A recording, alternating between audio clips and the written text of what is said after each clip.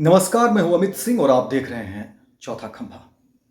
आरजीकर अस्पताल कोलकाता बहुत ही बीभत्स और दर्दनाक और क्रूरतापूर्ण घटना, जिसकी जितनी भी निंदा की जाए, जितनी भी भर्त्सना की जाए, वो कम है। 8 अगस्त की रात और 9 अगस्त की सुबह तक का जो मंजर, वो रूह कपा देने वाला है। आरजीकर अस्पताल की तीसरी मंजिल सेमिनार हॉल आज सबकी जुबान पर है। पूरे देश में हर जगह प्रोटेस्ट हो रहा है। तमाम मेडिकल कॉलेज के स्टूडेंट प्रोटेस्ट कर रहे हैं, अपनी मांग के लिए लड़ रहे हैं, जद्दोजहद कर रहे हैं। लेकिन सवाल जो ये है वो ये है कि आज़ादी का 78वां साल मनाने की खुशी थी और उससे पहले एक ऐसी घटना घटी है जो हम सबको सोचने पर विवश करता है। आज़ादी के बाद हमने कितना कुछ तरक्की किया है, कितने मेडिकल कॉलेज बने, कितने हॉस्पिटल बने, कितने एयरपोर्ट बने, कितने उद्योग धंधे लगे। तमाम जो तरक्की हुई है, उन सब को ये कहानी जो है पानी फेरता हुआ नजर आता है। आरजीकर अस्पताल की जो घटना है वो शर्मसार करता है। ये हम सब के लिए सोचने का विषय है। और सवाल है आरजीकर हॉस्पिटल के जो प्रबंधक हैं, जो मुखिया हैं, जो डायरेक्टर हैं, जो प्रिंसिपल हैं, उन पर ये संगीन आरोप है। आखिर समझने की बात है कि जब घटना घटी और सुबह में परिवार वालों को फोन जाता है कि आपकी बेटी की तबीयत खराब है, और जब परिवार वाले आते हैं तो फिर कहा जाता है कि लड़की ने सुसाइड कर लिया, आत्महत्या कर लिया है। और उसके बाद जब परिवार वाले मिलना चाहते हैं कि मुझे बेटी से मिलना है, जो भी है उसकी लाश है, जैसे है, मुझे देखना है, उसे देखने तक नहीं दिया जाता है। अब अंदाजा करिए कि सुबह माता पिता आते हैं और दोपहर के 2 बजे तक उसे इंतजार कराया जाता है। तमाम फिर प्रक्रियाएं हो रही है, जो भी मामला हो रहा हो। लेकिन ऐसी क्या व्यवस्था है, मजबूरी है, साजिश है?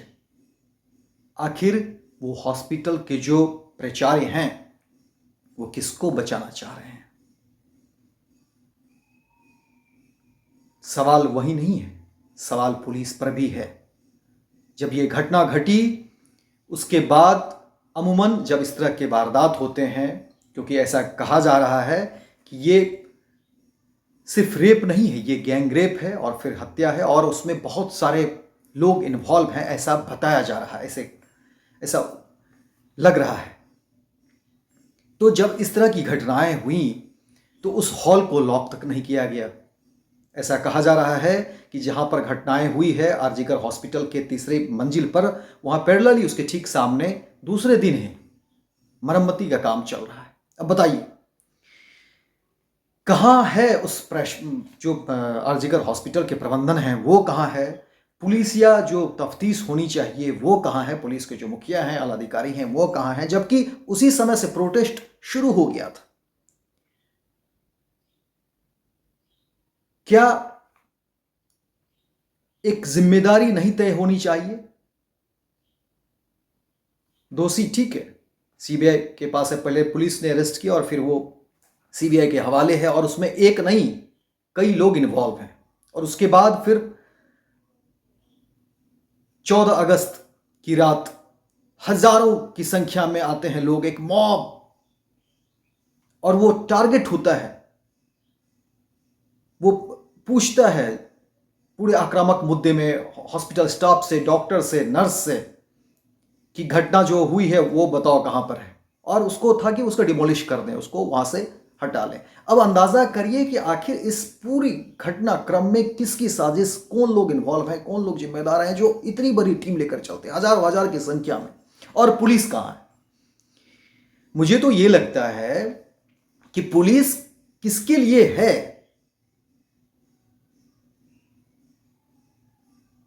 और यह सिर्फ पुलिस के लिए नहीं है। उस हॉस्पिटल के जो प्रिंसिपल हैं संदीप रॉय, संदीप घोष, उस प्रिंसिपल की क्या जिम्मेदारी है और वो कहां संलिप्त है, उसकी क्या भूमिका है। तो एक जिम्मेदारी तय हो जानी चाहिए इस देश में, और अगर उसमें कोई भी दोषी पाया गया तो उसे सख्त से सख्त सजा मिलनी चाहिए। इसमें सिर्फ एक जो रेपिस्ट है वो वही रेपिस्ट नहीं है, जिन्होंने मारा है मिलकर के सिर्फ वही लोग नहीं है। मेरे नज़र में और कानून के नज़र में ऐसा होना चाहिए कि इसमें जो जो लोग इस केस को कमज़ोर करने में लगे हुए हैं वो तमाम लोग रेपिस्ट हैं और तमाम लोग उसी सज़ा के बराबर जिम्मेदार हैं। जब इस तरह की कानून जहां तय नहीं होगी, घटनाएं घटती रहेगी, घटनाएं घटती रहेगी। क्यों नहीं विचलित होता है पूरा समाज? आखिर सिर्फ प्रोटेस्ट डॉक्टर ही क्यों कर रहे हैं? मुझे यह भी लगता है। मैं देख रहा था टीवी चैनल पर, वहां पर एंकर ने सवाल पूछा कि पूछिए और क्या क्या मांग है। अरे भाई, जिसके घर में आग लगी है सिर्फ वही आग बुझाएगा जब तक, तो यह आग ये रुकेगी नहीं। ये आग और भी कई घरों में लगेगी। आज ऐसा क्या हालात बन चुका है देश में कि हर बात के लिए प्रोटेस्ट करना पड़ता है, सड़क पर उतरना पड़ता है। क्या कोई सिस्टम नहीं है, कोई आयोग नहीं है, कोई डिपार्टमेंट नहीं है, कोई विभाग नहीं है जिसकी एक जिम्मेदारी तय हो जानी चाहिए? पार्लियामेंट में एक सांसद कहते हैं कि मुझे मेरे पति के नाम से मत पुकारिए। अरे भाई, हजारों करोड़ का खर्च हो रहा है और ये एक आम आदमी टैक्स पेयर है, आम आदमी का पैसा जा रहा है और आप वहां पर बैठ करके लिफाफाबाजी करते हैं। तो ये जिम्मेदारी जब तक तय नहीं होगी तब तक ये जो प्रक्रिया है, ये जो हो रहा है, ये होता रहेगा। सिर्फ एक व्यक्ति दोषी नहीं है, पुलिस की तमाम भूमिकाएं संदिग्ध हैं। आखिर पुलिस कहां थी? वो हजारों की भीड़ जब आ रही है तो कहां थे पुलिस के जवान? जब घटना घट चुकी है, इतनी बड़ी घटना, प्रोटेस्ट हो रहे हैं, तमाम चीज हो रहे हैं, और उसके बावजूद, और जब कल 15 अगस्त स्वतंत्रता दिवस लोग मनाएंगे और उस तरह की स्थिति में, और रात में एकाएक हजारों का मॉब आता है और वह छत बिछत कर देता है।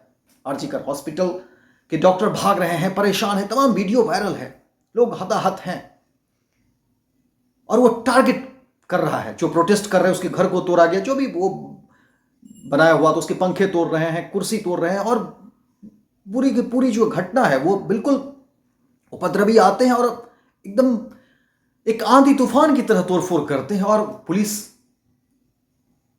और लास्ट में आकर के वो फिल्मों की तरह जो है सो फिर पुलिस को जो भूमिका होती है वो कर रही है। तो एक जिम्मेदारी तय होनी चाहिए। मैं तो यही कहूंगा कि जब तक जिम्मेदारी तय नहीं होगी किसी भी अधिकारी की, जब तक जिम्मेदारी तय नहीं होगी, अगर वो दोषी है तो उसको आप उसी समय डिसमिस करिए। ये जिम्मेदारी तय हो जानी चाहिए। बहुत बहुत धन्यवाद। आप सब भी अपनी राय दीजिए, और अगर आप यूट्यूब पर देख रहे हैं तो आप हमारे चैनल को सब्सक्राइब करिए, अपनी राय रखिए, शेयर करिए। बहुत बहुत धन्यवाद।